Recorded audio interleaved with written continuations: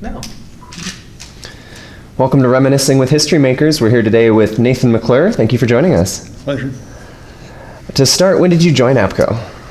Way back in the last millennium, 50 years ago, 1968. And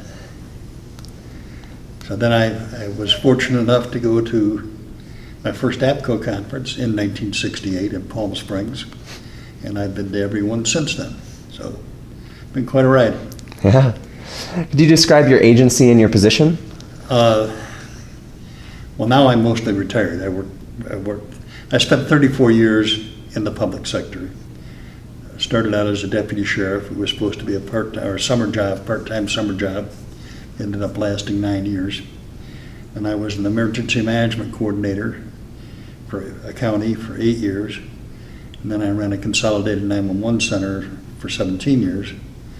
And after 34 years in the public sector, I retired, if you will, and joined a communications engineering consulting firm and moved to Virginia. And I've been doing that since then now, but I've cut way back. Mm-hmm. Could you give us a brief list of your responsibilities during that length of service?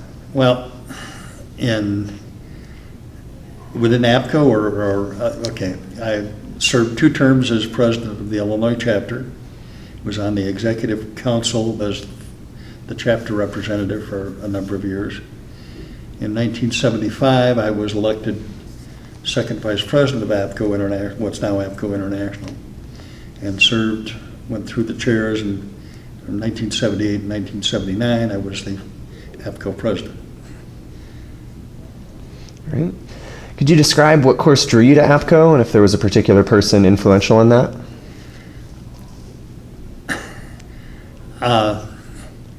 There were a number.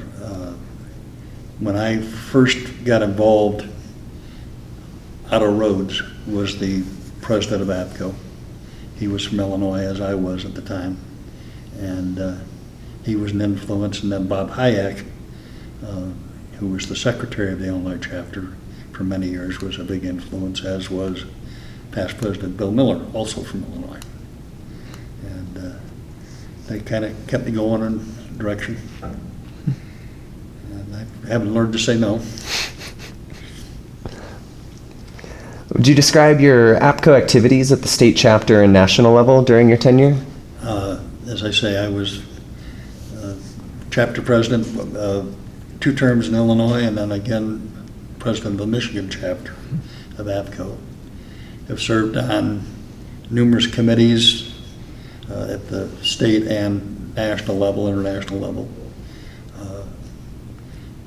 Since I went to the commercial member side, I've been on the commercial advisory committee. Now it's the Commercial Advisory Council. I served as chair of that for 4 years. And now I'm kind of cutting back. I'm still on the Standards Development Committee and the Credentials Committee. Do you have a favorite activity that stands out during that? I'd have to say, obviously, being president and being the youngest person to be president at the time. I was 34 years old when I became president, and I beat my good friend Al Armitage, who was 2 years ahead of me. I was a month younger than he was when we assumed the presidencies. It's been a source of kidding and so on between the two of us for many years. Sure.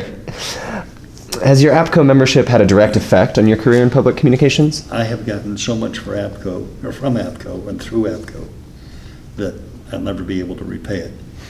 Most of what I've learned about public safety communications has been because of my involvement in APCO.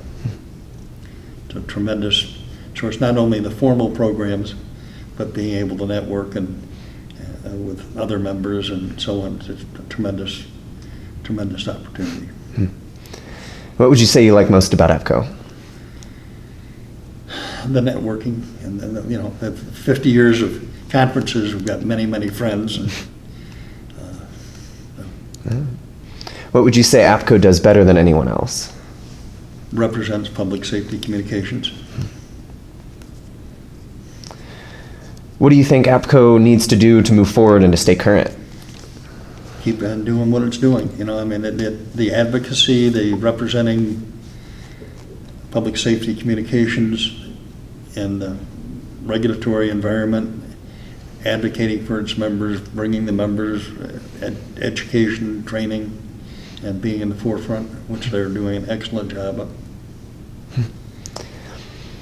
Do you have anything that stands out as a significant contribution during your time in office? Well, when I was on the board, it was during the heyday of the Law Enforcement Assistance Administration, and we had a number of grants. Project 13, which was looked at the state telecommunications planning, but the most significant one was the Project 16 series that was the first look at 800 megahertz and trunking for public safety, and which really has caused a revolution in this industry. And having been there when we worked on that, it was pretty significant. Great. Well, thank you for all your involvement, and thanks for being on Reminiscing with History Makers. Glad to do it.